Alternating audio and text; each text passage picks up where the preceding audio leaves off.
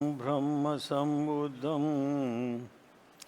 शुद्धं सिद्धं मतं गुरुं ज्योतिरूपं महादेवं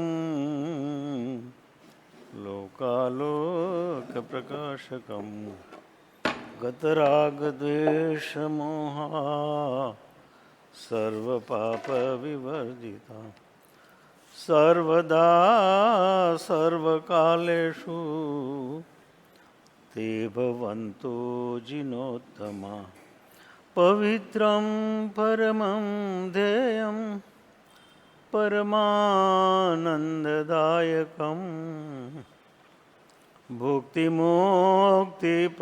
नित्यं पठते मङ्गलप्रदं नमो अरिहन्ताणं नमो सिद्धाणं नमो आयर्याणं नमो वज्रायाणं नमो लोये सव्वसाहुणं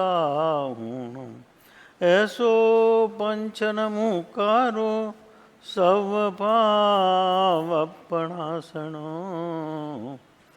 मंगलानंच सव्वेसिं परमं हवै मंगलम् ओंकारं बिंदुसंयुक्तं नित्यं ध्यायन्ति योगिनः कामदं मोक्षदं चैव ओंकाराय नमो नमः अज्ञानतिमिरान्धानां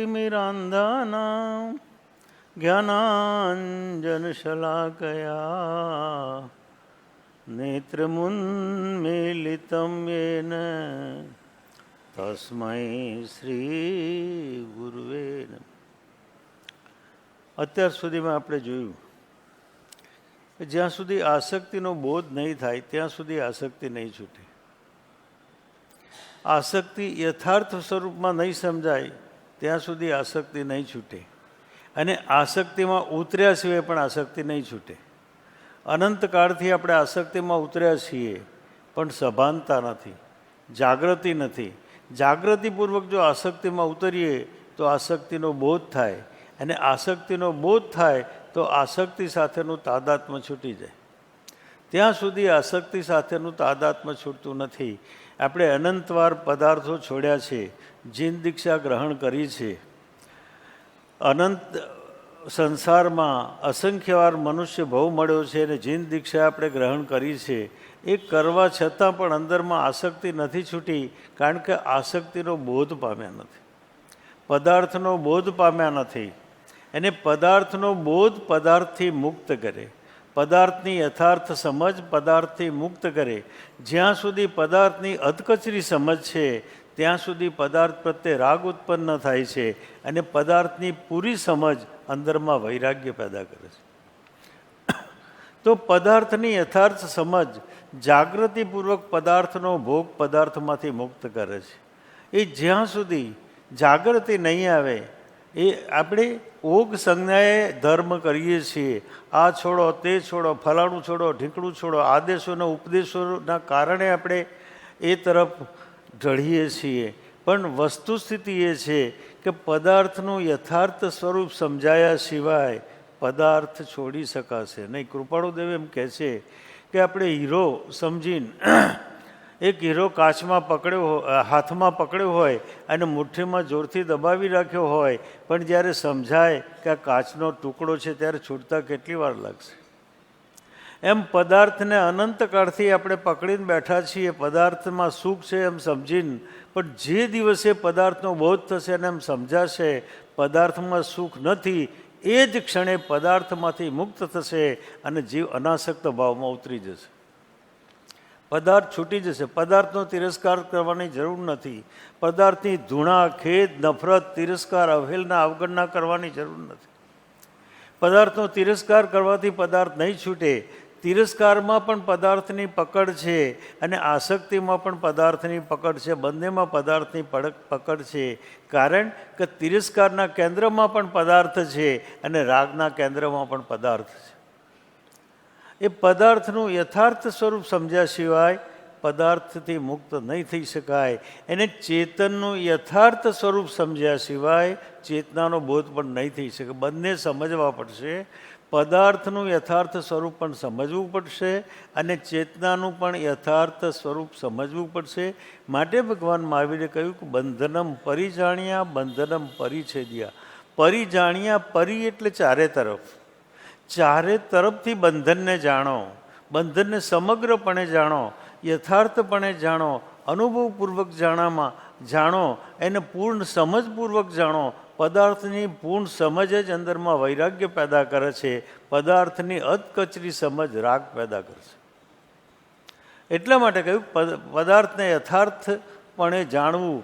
જાગીને આખો સંસાર જ્યારે જોઈશું ત્યારે અંદરમાં વૈરાગ્ય પેદા થશે. પણ મૂંઢશામાં જ્યારે સંસાર તરફ દ્રષ્ટિ હશે ત્યારે સંસારમાં રાગ પેદા થશે. અનંતકાળથી અસંખ્ય મહાપુરુષોએ આપણને બોધ કર્યો છે કે સંસાર અસાર છે, સંસાર દુઃખમય છે, પણ આપણા જીવનમાં કેમ સ્પર્શતી નથી એ બાબત? કારણ કે જાગૃતિપૂર્વક સંસારનો ભોગવટો કર્યો નથી. સમજણપૂર્વક સંસારનો ભોગવટો થયો નથી. અને જે સમજણપૂર્વક નથી થયું એ અંદરમાં રૂપાંતરિત કરતું નથી. જેની સમજ સ્પષ્ટ થાય એનું રૂપાંતરણ આપોઆપ અંદરમાં થાય છે. જેની સમજ સ્પષ્ટ થાય એ વસ્તુ પ્રત્યેનો અભિગમ આપોઆપ અંદરમાં પેદા થાય છે. તો એની યથાર્થ સમજ થાય તો જ અંદરમાંથી આસક્તિ છૂટે, નહીં તો અંદરમાંથી આસક્તિ છૂટતી નથી. પણ આસક્તિ છૂટવાના અનેક પ્રયોગો કરીએ છીએ, પણ એ પ્રયોગો સફળ થતા નથી. એટલા માટે પદાર્થનો યથાર્થ બોધ પોતાના જીવનમાં જોઈશે. અને જ્ઞાન અને અજ્ઞાનમાં શું ફરક છે? જ્ઞાન પદાર્થનો યથાર્થ બોધ આપે છે. જ્ઞાન પદાર્થને પણ જાણે છે અને જ્ઞાન પરમ તત્વને પણ જાણે છે. જ્ઞાન બંનેને જાણે છે. જ્ઞાનની અંદર પદાર્થનો પણ બોધ છે અને પરમ તત્વનો પણ બોધ છે.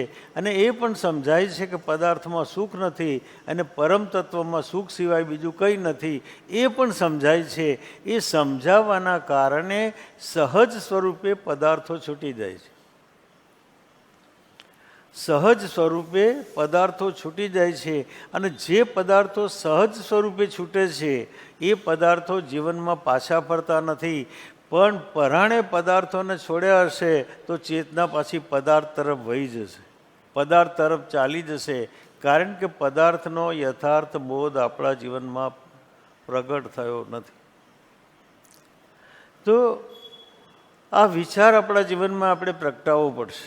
આ વિચાર આપણા જીવનમાં પ્રગટાવવો પડશે.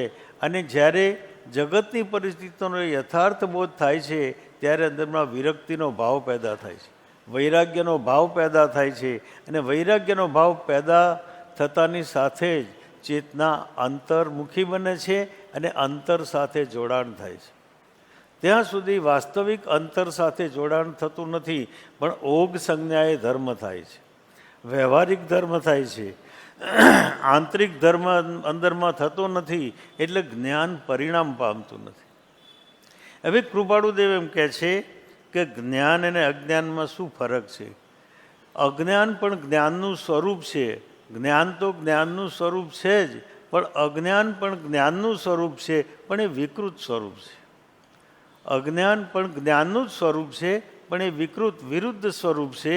જ્ઞાન એ જ્ઞાનનું સ્વરૂપ છે અને અજ્ઞાન એ પણ જ્ઞાનનું સ્વરૂપ છે. એ વાત કૃપાળુદેવ કરે છે. કૃપાળુદેવ એમ કહે છે 770માં પત્રમાં, જ્ઞાન જીવનું રૂપ છે માટે તે અરૂપ છે. પહેલી વાત એ કરી કે આત્મા અરૂપી છે અને જ્ઞાન એ આત્માનો સ્વભાવ છે, એટલે એ પણ અરૂપી છે.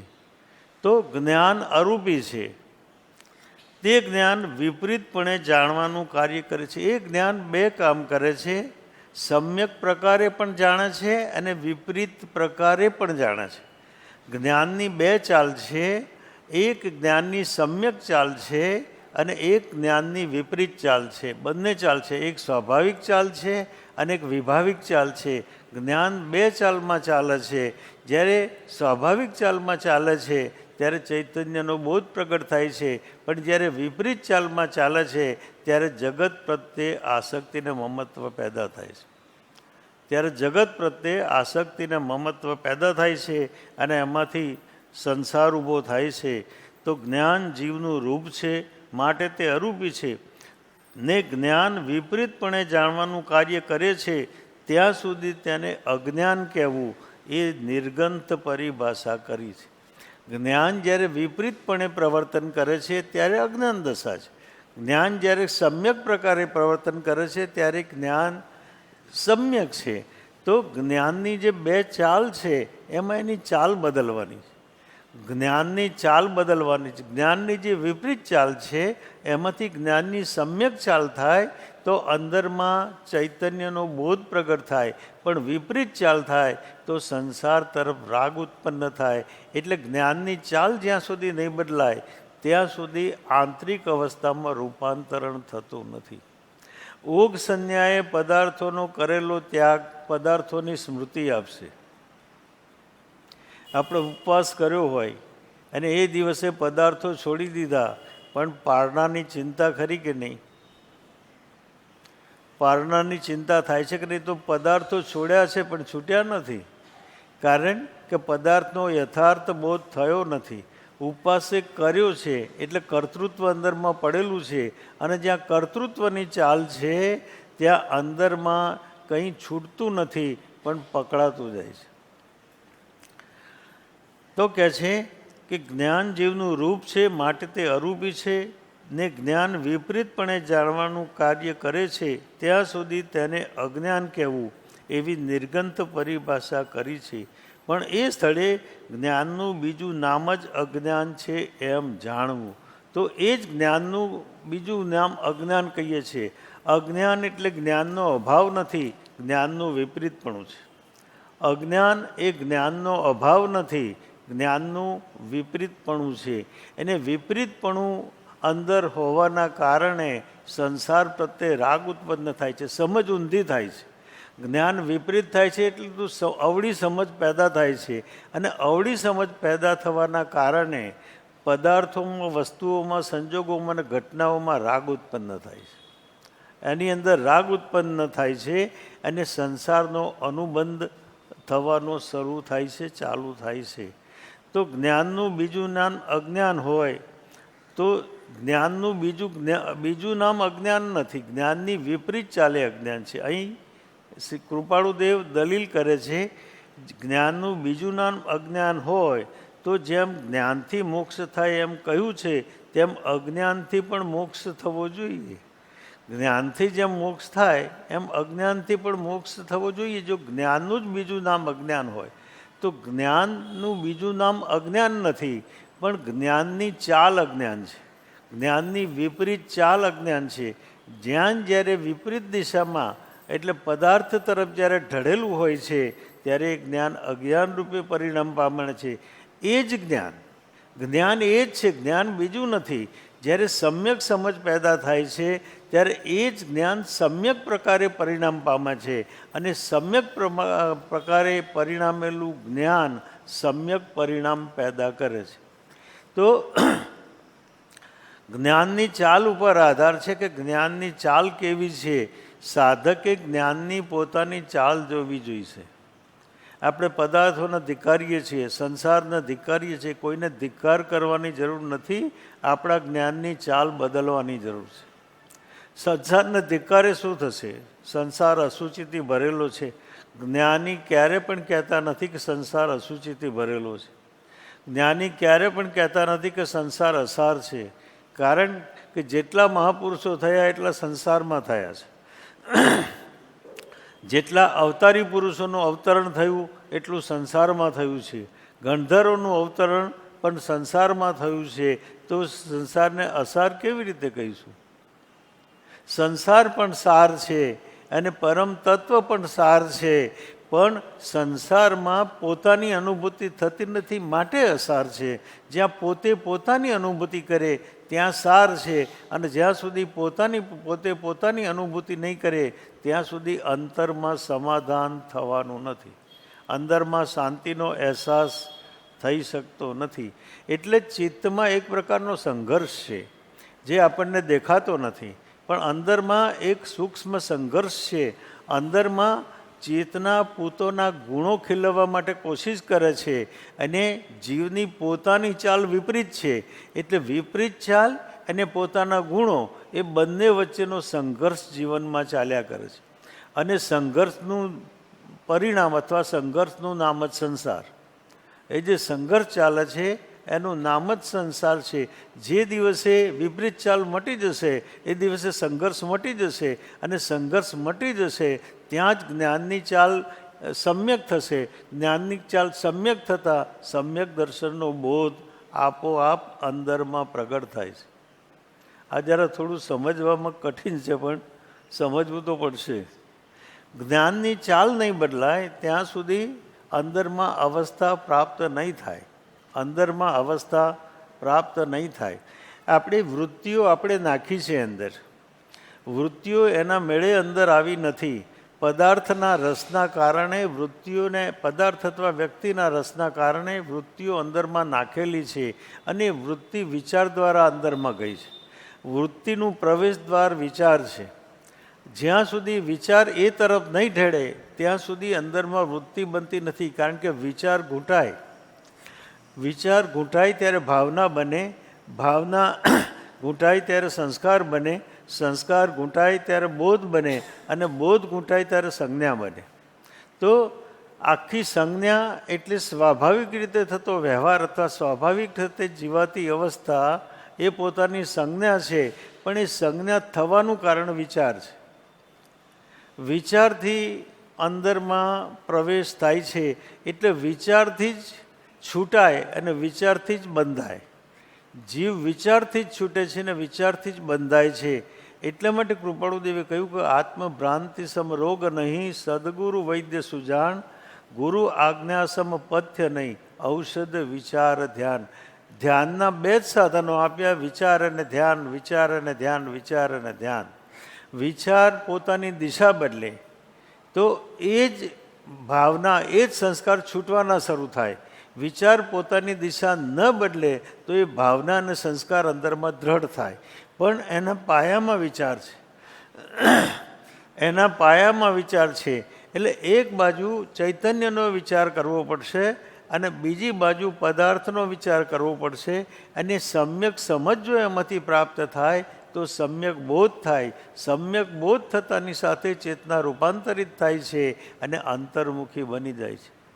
એટલે કૃપાળુદેવે કહ્યું, એના વિચાર વિવેકપૂર્વક શાંત ભાવે જો કર્યા તો સર્વ આત્મિક જ્ઞાનના સિદ્ધાંત તત્વનું ભવે. એના વિચાર એ પરમ તત્વના પણ વિચાર અને જે જ્ઞાનની વિપરીત ચાલ છે એના પણ વિચાર જો સમ્યક પ્રકારે કર્યા, શાંત ભાવે કર્યા, યોગ્ય રીતે કર્યા, અંદરમાં પ્રવેશીને કર્યા તો પોતાની ચાલ બદલાયા વગર રહેશે નહીં.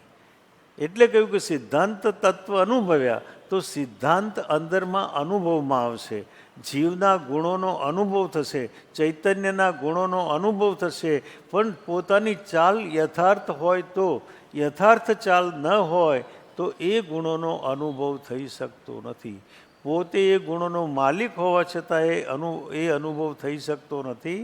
કારણ કે પોતે વિભાવમાં પરિણામ પામ્યો છે, એના વિરુદ્ધમાં પરિણામ પામ્યો છે. એટલે અંદરમાં સમ્યક ચાલ પોતાના જીવનમાં આવી નથી. જ્ઞાનનું બીજું નામ અજ્ઞાન હોય તો જેમ જ્ઞાનથી મોક્ષ થાય એમ કહ્યું છે, તેમ અજ્ઞાનથી પણ મોક્ષ થવો જોઈએ. જ્ઞાનનું બીજું નામ અજ્ઞાન નથી, પણ જ્ઞાન અને અજ્ઞાનની ચાલ જુદી છે. જ્ઞાનની સમ્યક ચાલ છે અને અજ્ઞાનની વિપરીત ચાલ છે. ચાલ તો બંનેમાં છે, પણ એકમાં સમ્યક છે અને એકમાં વિપરીત ચાલ છે. અને બંનેના પરિણામો જુદા જુદા જીવનમાં પેદા થાય છે. તેમજ મુક્ત જીવમાં પણ જ્ઞાન કહ્યું છે તેમ અજ્ઞાન પણ કહેવું જોઈએ. જો જ્ઞાન અને અજ્ઞાન એક જ હોય તો મુક્તાત્મામાં પણ જ્ઞાન અને અજ્ઞાન બંને, મુક્ત આત્મામાં પણ જ્ઞાન અને અજ્ઞાન બંને હોય એવો વિચાર કરી શકાય. એમ શંકા કરી છે તેનું આ પ્રમાણે સમાધાન છે. આ વાતનું સમાધાન કૃપાળુ પોતે પોતાના શ્રી મુખેથી કરી રહ્યા છે, શ્રી મુખેથી સમજાવી રહ્યા છે. આંટી પડવાથી ગૂંચાયેલું સૂત્ર અને આંટી નીકળી જવાથી વગર ગૂંચાયેલું સૂત્ર એ બંને સૂત્ર જ છે. જેમ જ્ઞાન જ્ઞાન જ છે, વિપરીત જ્ઞાન પણ જ્ઞાન જ છે, અને સમ્યક જ્ઞાન પણ જ્ઞાન જ છે. જેમ આંટી હોય, દોરાની આંટી હોય અને ગૂંચાયેલો હોય, દોરો ગૂંચાયેલો હોય તો એ પણ આંટી જ છે, અને વગર ગૂંચાયેલો હોય તો પણ એ આંટી જ છે, પણ એનો સ્વરૂપ ફેર છે, એનો સ્વરૂપ ભેદ છે. એ જે સ્વરૂપ ભેદ થયો છે એ વાત કરીને જ્યારે જોઈએ ત્યારે તો સૂત્ર સૂત્ર જ છે, એમ જ્ઞાન જ્ઞાન જ છે. એક જ્ઞાનની વિપરીત ચાલ છે અને એક જ્ઞાનની સમ્યક ચાલ છે. છતાં આંટીથી ગૂંચાયેલું સૂત્ર અને વગર ગૂંચાયેલું સૂત્ર એમ કહેવાય છે. એક ગૂંચાયેલું દોરો અને બીજો વગર ગૂંચાયેલો દોરો, એટલે વગર ગૂંચાયેલો દોરો એ જ્ઞાન અને ગૂંચાયેલો દોરો એ અજ્ઞાન. આ અવસ્થા છે. તેમ મિથ્યાત્વ જ્ઞાન તે અજ્ઞાન અને સમ્યક જ્ઞાન તે જ્ઞાન એમ પરિભાષા કરી. મિથ્યાત્વ જ્ઞાન એટલે વિપરીત ચાલવાળું જ્ઞાન તે અજ્ઞાન, અને સમ્યક જ્ઞાનની ચાલવાળું જ્ઞાન તે સમ્યક જ્ઞાન. એ બંને જ્ઞાનમાં એની ચાલ વિપરીત છે. જ્ઞાન એક જ છે પણ ચાલ વિપરીત છે, એમ પરિભાષા કરી છે. પણ મિથ્યાત્વ જ્ઞાન તે જડ અને સમ્યક જ્ઞાન તે ચેતન એમ નથી. મિથ્યાત્વ જ્ઞાન જડ નથી અને સમ્યક જ્ઞાન ચેતન નથી. બંને જ્ઞાન જ છે, બંને જ્ઞાનની જ આંતરિક અવસ્થા છે. જેમ આંટીવાળું સૂત્ર, આંટી વગરનું સૂત્ર, બંને સૂત્ર જ છે, તેમ મિથ્યાત્વ જ્ઞાનથી સંસાર પરિભ્રમણ થાય. આજે મિથ્યાત્વ જ્ઞાન અથવા જ્ઞાનની વિપરીત ચાલ સંસારનું પરિભ્રમણ ઉત્પન્ન કરે છે. કારણ કે મિથ્યાત્વ ચાલના કારણે વિપરીત ચાલના કારણે રાગ ઉત્પન્ન થાય છે, આસક્તિને મમત્વ ઉત્પન્ન થાય છે. એના કારણે એ સંસારનું પરિભ્રમણ કરાવે છે. અને સમ્યક જ્ઞાનથી મોક્ષ થાય. જ્યારે એ જ ચાલ બદલાય છે ત્યારે મોક્ષનું કારણ બને છે. જીવ પોતે આપોઆપ અંતર્મુખી બની જાય છે. જેમ અત્રેથી પૂર્વ દિશા તરફ 10 ગાઉ ઉપર એક ગામ છે, ત્યાં જવાને નીકળેલો માણસ દિશાભ્રમથી પૂર્વને બદલે પશ્ચિમમાં ચાલ્યો જાય તો ચાલવાની ગતિ તો થઈ છે. ત્યાં પૂર્વમાં ચાલ્યો કે પશ્ચિમમાં ચાલ્યો એ વિચારતા પહેલાં એને ચાલવાની ગતિ તો કરી છે, પણ ભૂલ એ થઈ છે કે પૂર્વના બદલામાં પશ્ચિમ ચાલ્યો છે. પૂર્વના બદલામાં પશ્ચિમ ચાલ્યો છે. એટલે જ્યારે એ પૂર્વમાં ચાલે છે ત્યારે એની સમ્યક ચાલ છે, પણ જ્યારે પશ્ચિમમાં ચાલે છે ત્યારે તેની વિપરીત ચાલ છે. અને વિપરીત ચાલ એનું નામ સંસાર, અને સમ્યક ચાલ એનું નામ પરમ તત્વની અનુભૂતિ. ત્યાં જવાને અર્થે નીકળેલો માણસ દિશાભ્રમથી પૂર્વને બદલે પશ્ચિમ તરફ ચાલ્યો જાય તો તે પૂર્વ દિશાવાળું ગામ પ્રાપ્ત ન થાય. તો જેમ પૂર્વ દિશામાં રહેલું ગામની પ્રાપ્તિ થતી નથી, એટલે પરમ તત્વનો બોધ એને પ્રાપ્ત થતો નથી, કારણ કે ચાલ વિપરીત છે. હવે એ જ જ્યારે એને સમજ આવે કે મારી ચાલ ખોટી છે, મારી ચાલ બરાબર નથી, એ સમજ, એ વિચાર, એ ચિંતન, એ અભિપ્રાયને બોધ પ્રગટ થાય તો એ સમ્યક દિશામાં ચાલે તો એ ઉલટી દિશા છૂટી જાય અને પોતાની મૂળભૂત દિશામાં તે ચાલે તો તે પૂર્વ દિશાવાળું ગામ પ્રાપ્ત ન થાય.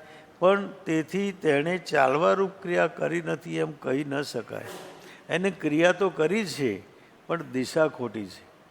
એમ અજ્ઞાનમાં પણ ક્રિયા તો છે, અજ્ઞાનમાં ક્રિયા તો છે.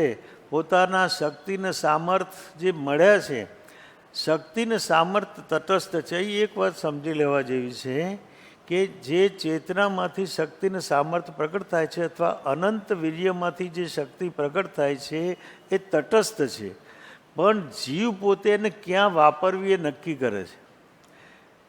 જીવ પોતે એ ક્યાં વાપરવી એ નક્કી કરે છે. જેમ પરમાત્મા અનાજ આપે છે પણ રોટલી આપતા નથી. રોટલી આપણે બનાવવી પડે, અથવા તો બ્રેડ આપણે બનાવવી પડે, અથવા તો બીજું કંઈ રસોઈ આપણે બનાવવી પડે. એમ ક્રૂડ ફોર્મમાં આપણને માલ મળેલો છે, એમ શક્તિ ક્રૂડ ફોર્મમાં મરેલી છે. આપણે ક્યાં વાપરવી એ નિર્ણય આપણો પોતાનો છે.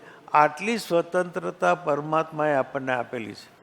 આટલી મોટી સ્વતંત્રતા પરમાત્માએ આપણને આપેલી છે કે આપણી શક્તિ આપણે ક્યાં વાપરવી એના માલિક આપણે છીએ.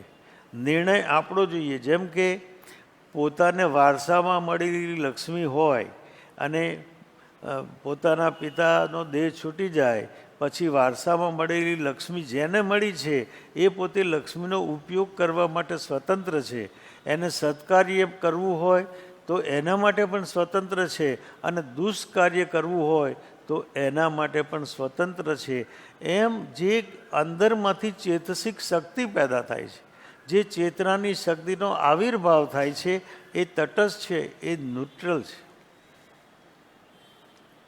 એ તટસ્થ છે, એ ન્યુટ્રલ છે. પણ જીવની પોતાની પ્રકૃતિ, પોતાનો વિચાર અથવા પોતાનો સ્વીકાર એ પ્રમાણે એનો ઉપયોગ કરે છે. જેમ વારસામાં મળેલી સંપત્તિ દીકરો ઉડાવી હોય તો ઉડાવી શકે છે અને એને સંભાળવી હોય તો સંભાળી શકે છે, એમ આપણા પરમપિતાએ એટલે ચૈતન્યએ આપણને જે શક્તિ આપી છે એનો આપણે સારો ઉપયોગ પણ કરી શકીએ છીએ અને ખોટો ઉપયોગ પણ કરી શકીએ છીએ. એટલે સંસાર વધારવામાં પણ વાપરી શકીએ છીએ અને સંસાર તોડવામાં પણ વાપરી શકીએ છીએ. નિર્ણય આપણો પોતાનો છે. એટલે કૃપાળુદેવે કહ્યું, જો ચેતન કરતું નથી, નથી થતા તો કર. જો ચેતન, ચેતન એટલે પોતે, પોતાનો નિર્ણય, પોતાનો અભિપ્રાય જ્યાં ઢળે છે. એટલે કહ્યું કે રુચિ અનુયાયી વીર્ય. અભિપ્રાય ક્યાં ઢળશે? પોતાની જ્યાં રુચિ હશે, જ્યાં રસ હશે, જ્યાં ઇન્ટરેસ્ટ હશે ત્યાં પોતાનો અભિપ્રાય ઢળશે અને જ્યાં પોતાનો અભિપ્રાય ઢળશે ત્યાં શક્તિને સામર્થ્ય ઢળશે. એટલે સંસારે આપણી પેદાશ છે, કોઈએ આપ્યો નથી. આપણા ચિત્તની અવસ્થા છે, આપણા વિચારની અવસ્થા છે. જે દિવસે વિચાર બદલાશે એ દિવસે સંસાર છૂટી જશે. જે દિવસે વિચાર બદલાશે એ દિવસે સંસાર છૂટી જશે. આપણા પોતાના જ વિચારની પેદાશે સંસાર છે અને આપણા પોતાના જ વિચારની ચાલ એ આપણી પરમ તત્વની અનુભૂતિ છે. આપણે નિર્ણય કરવો પડશે કે આપણા જીવનમાં શું કરવું છે. તો ચાલવારૂપ ક્રિયા કરી નથી એમ કહી ન શકાય. તેમજ દેહ અને આત્મા જુદા છતાં, દેહ અને આત્મા જુદા છતાં દેહ અને આત્મા એક જાણ્યા છે. દેહ અને આત્મા જુદા છતાં દેહ અને આત્મા એક જાણ્યા છે. તે જીવ દેહ બુદ્ધિએ કરી સંસાર પરિભ્રમણ કરે છે. હવે વાસ્તવિકતા તો એ છે કે આખા જગતને ખબર છે કે દેહ અને આત્મા છૂટા છે. આખા જગતને ખબર છે કે દેહ અને આત્મા જુદા છે. એને જોયું પણ છે, લોકોને દેહનો ત્યાગ કરતા જોયા પણ છે, ખબર પણ છે. પણ અંદરમાંથી દેહ બુદ્ધિ તૂટતી નથી. અંદરમાંથી દેહ એ હું, એ જે દેહાત્મ બુદ્ધિ, એ દેહાત્મ બુદ્ધિ છૂટતી નથી. એની એ કેમ નથી છૂટતી? એનું કારણ અંદરમાં જે પડેલો મોહ, એ મોહ ભ્રમણા ઉત્પન્ન કરે છે. એને ભ્રમણા ઉત્પન્ન કરવાના કારણે એ દેહાત્મ બુદ્ધિ પોતાની છૂટતી નથી. એટલે પોતાની ચાલ બદલાતી નથી. પોતાની ચાલ ન બદલાવાનું કારણ આ છે. આપણે કેટલી વાર સાંભળ્યું છે કે સંસાર અસાર છે, સંસારથી મુક્ત થવું અને પરમ તત્વની પ્રાપ્તિ કરવી. કેટલી વાર સાંભળ્યું છે, પણ એ કંઈ અસર કેમ નથી થતી? કારણ કે વચમાં મોહ આડો આવે છે. વચમાં જે ભ્રમ પેદા થયો છે કે પદાર્થમાં સુખ છે, એ મોહ, અને એ મોહ વચ્ચે આડો આવે છે. અને આડો આવે છે એટલે જે ચૈતન્યની ચાલ બદલાવી જોઈએ એ ચાલ બદલાતી નથી, એ ચાલ સમ્યક થતી નથી. તો દેહ બુદ્ધિએ કરી સંસાર પરિભ્રમણ કરે છે, પણ તેથી તેણે જાણવારૂપ કાર્ય કર્યું નથી એમ કહી ન શકાય. એને જાણ્યું તો છે જ, પણ દેહને જાણ્યું, ઉલટું જાણ્યું.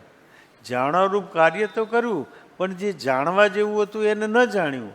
પણ જે જાણવાની જરૂર નથી એ જાણવાની એને કોશિશ કરી. તો એટલા માટે કહે છે કે પૂર્વથી પશ્ચિમમાં ચાલ્યો છે અને પૂર્વને પશ્ચિમ માનવારૂપ જે ભ્રમ છે તેમ દેહ અને આત્મા જુદા છતાં બેયને એક માનવારૂપ ભ્રમ છે, પણ પશ્ચિમમાં ચાલવા જતાં જેમ ચાલવારૂપ સ્વભાવ છે, તેમ દેહ અને આત્માને એક માનવામાં પણ જાણવારૂપ સ્વભાવ છે. એ જાણવારૂપ સ્વભાવ એટલે જ્ઞાન. જ્ઞાનનું કામ જોવું અને જાણવું છે. એટલે એમ કહેવું છે કે જાણવાની જે પ્રક્રિયા છે ચેતનની સ્વાભાવિક પણ ચાલ છે અને વિભાવિક પણ ચાલ છે. સ્વસ્વભાવ તરફની જે ચાલ છે એ સ્વાભાવિક ચાલ છે, અને પર તરફની જે ચાલ છે એ વિભાવિક ચાલ છે. એ ચાલ ન બદલાય ત્યાં સુધી અજ્ઞાન જ્ઞાનમાં પરિણમિત થતું નથી. એ ચાલ ન બદલાય ત્યાં સુધી અજ્ઞાન જ્ઞાનમાં પરિણમિત થતું નથી. આ બધું કોને વિચારવું પડશે? જીવે પોતે વિચારવું પડશે. આપણે જ્યારે વિચારતો હશે ત્યારે એને ઉપદેશ આપનારા મળશે, એને સદગુરુ મળશે, એને દોરનારા મળશે. એવી કુદરતમાં વ્યવસ્થા છે. પણ ક્યારે મળે? સમ્યક વિચાર થાય ત્યારે મળે. વિપરીત વિચાર થાય ત્યારે એમનો બોધ નહીં પ્રાપ્ત થાય, ને પ્રાપ્ત થયો હશે તો પણ નિષ્ફળ જશે. જ્યારે સમ્યક ચાલ થાય ત્યારે સત્પુરુષ અને એને સમજાવનારા વ્યક્તિઓ વચ્ચે મળી જાય છે. જતાં જેમ ચાલવારૂપ સ્વભાવ છે તેમ દેહ અને આત્માને એક રૂપ માનવામાં પણ જાણવારૂપ સ્વભાવ છે. જેમ વિરુદ્ધ ચાલવામાં પણ જ્ઞાન જ જાણે છે, અને એ દિશામાં ચાલવાનું પણ જ્ઞાન જ જાણે છે. બંને કામ જ્ઞાન કરે છે, પણ એકમાં જ્ઞાન અજ્ઞાન પરિણામી છે અને બીજામાં જ્ઞાન પરિણામી છે, પોતાના સ્વભાવ પરિણામી છે. એટલે સમ્યક ચાલ છે અને એકમાં વિપરીત ચાલ છે. જેમ પૂર્વને બદલે પશ્ચિમને પૂર્વ માનેલ છે. ભ્રમ શું છે? ભ્રમ શું થયું? તો પૂર્વને પશ્ચિમ માની લીધું અને પશ્ચિમને પૂર્વ માની લીધું. ભૂલ એ થયું. પશ્ચિમને પૂર્વ માન્યું અને પૂર્વને પશ્ચિમ માન્યું, એ ભૂલ થયેલું છે. તે ભ્રમ તથારૂપ હેતુ સામગ્રી મળે. આ હેતુ સામગ્રી એટલે કોણ? સત્સંગ, સદુપદેશ, જ્ઞાની પુરુષ અથવા તો પરમાત્માની દશા. આ બધા હેતુ સામગ્રી છે. આ ભ્રમ ક્યારે દૂર થાય? આ હેતુ સામગ્રી મળે અને પોતાની ઓળખાણ કરાવે તો શું થાય? એ સમજાવવાથી પૂર્વ જ સમજાય છે. ત્યારે પછી પૂર્વ દિશા પૂર્વ રૂપે જ સમજાય છે અને પશ્ચિમ જ સમજાય છે. ત્યારે પશ્ચિમ રૂપે જણાય છે. ત્યારે તે ભ્રમ ટળી જાય છે અને તે પૂર્વ તરફ ચાલવા લાગે છે. એટલે પદાર્થને છોડીને પરમ તત્વ તરફ ચાલે છે. આટલા બધા ઉપદેશ આપણે સાંભળ્યા હોય તો પરિણામ કેમ પામતા નથી? પેલો ભ્રમ છૂટતો નથી. પેલો ભ્રમ જે મોહના કારણે પેદા થયો છે એ છૂટતો નથી. એને બીજી મહત્ત્વની વાત એ છે કે અનંતકાળનો ભ્રમ છે. એ આજનો ભ્રમ નથી, અનંતકાળનો ભ્રમ છે. એટલે એટલો પ્રગાઢ થયેલો છે, એટલો એકત્વ સ્વરૂપ થયેલો છે કે આપણને ભ્રમ લાગતો જ નથી, પણ એ સાચું લાગે છે. એના કારણે જીવ પોતાની ચાલ બદલી શકતો નથી. એના કારણે જીવને પોતાની ચાલ બદલાતી નથી. તેમ દેહ અને આત્માને એક માનેલ છે. તે સદગુરુ ઉપદેશ આદિ સામગ્રી મળે બંને જુદા છે એમ યથાર્થ સમજાય છે. જ્ઞાની પુરુષ મળે, સત્સંગ થાય અથવા પોતાનું પ્રગાઢ ચિંતન અંદરમાં થાય તો એને બંને જુદા છે સમજાય. ત્યારે ભ્રમ ટળી જઈ આત્મા પ્રત્યે જ્ઞાન ઉપયોગ પરિણમે છે. ત્યારે જે ચાલ હતી જ્ઞાનની ચાલ એ સવળી થઈ, એટલે આત્મા સન્મુખ ચાલ થઈ. આત્મસન્મુખ ચાલ થઈ. અને સાધના એટલે આત્મસન્મુખ ચાલ, અને વિરાધના એટલે આત્મવિમુખ ચાલ. જે જ્ઞાનની ચાલ આત્માથી વિમુખ છે એ વિરાધના છે. જે ચાલ આત્માની સન્મુખ છે એ આરાધના છે. આરાધના અને વિરાધનામાં આ પાયાનું અંતર છે. બ્રહ્મા પૂર્વને પશ્ચિમ અને પશ્ચિમને પૂર્વ માન્યા છતાં પૂર્વ તે પૂર્વ અને પશ્ચિમ તે પશ્ચિમ દિશા છતી. એમ આત્મા તે આત્મા જ છે. આત્મા તે આત્મા જ છે અને દેહ તે દેહ જ છે. પણ આપણી માનવાની ભૂલ થઈ છે.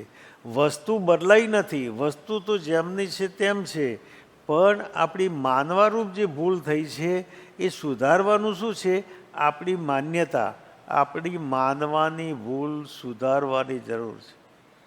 આપણી માનવાની ભૂલ સુધારવાની જરૂર છે. જેમ કે કોઈ વ્યક્તિને એક બાળક પોતાનું ખોવાયું છે અને એનો અત્તો પત્તો લાગતો નથી. હવે એક બાળક પોતાના ઘરે રોજ ભીખ માગવા માટે આવે છે અને વ્યક્તિ ભીખ પણ આપે છે. પણ એ વ્યક્તિ એક દિવસ ભીખ માગવા આવે છે અને સાથે બીજો કોઈ ઓળખીતો વ્યક્તિ આવે છે અને આ બાળકને ઓળખી જાય છે, કાયમનું ખોવાયેલું બાળક છે. અને એ જ્યારે હવે એમને ઓળખાણ આપે કે આ તમારું ખોવાયેલું બાળક એ આ છે, તમે જુઓ એના ઉપર જે નિશાન હતા એ નિશાન એની અંદર છે, તો તમને સમજાશે કે તમારું બાળક છે. એ જુએ છે અને એમને સમજાય છે. પછી એની સાથેનો વર્તાવ બદલાઈ જશે કે એનો એ જ રહેશે? અત્યાર સુધી ભિખારી દેખાતો હતો, પણ અત્યારે દીકરો દેખાય છે. અત્યાર સુધી ભિખારી દેખાતો હતો, જ્યારે સમજ ફરી ત્યારે દીકરો દેખાયો.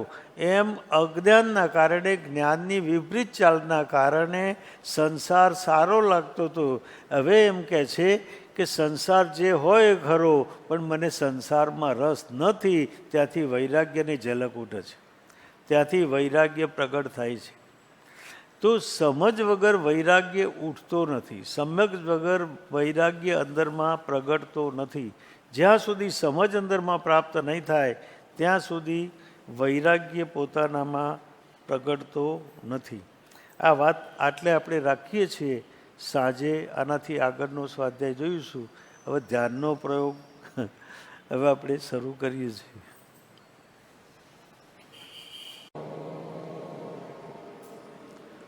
આસનમાંથી મુક્ત થઈશું, ધીરે ધીરે આંખ ખોલીશું.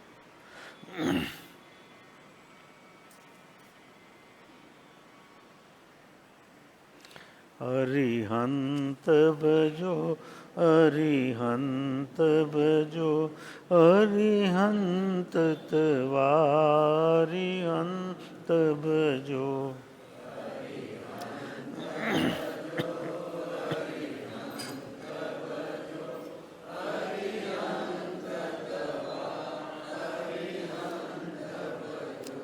હરિહંત ભજો, હરિહંત ભજો, હરિહંત તવા હરિહંત ભજો.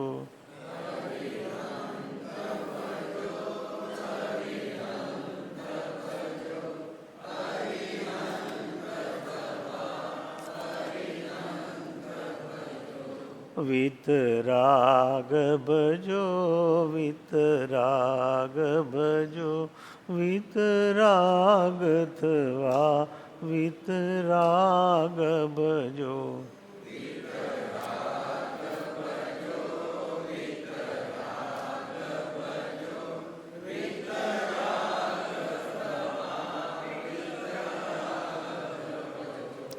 વિતરાગ ભજો, વિતરાગ ભજો, વિતરાગ થવા વિતરાગ ભજો.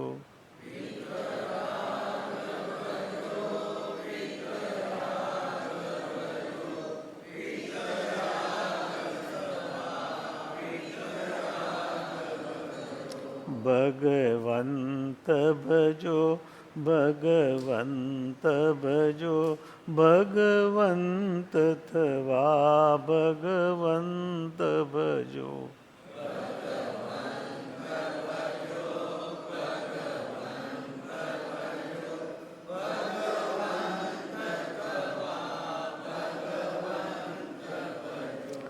ભગવંત ભજો, ભગવંત ભજો, ભગવંત થવા ભગવંત ભજો.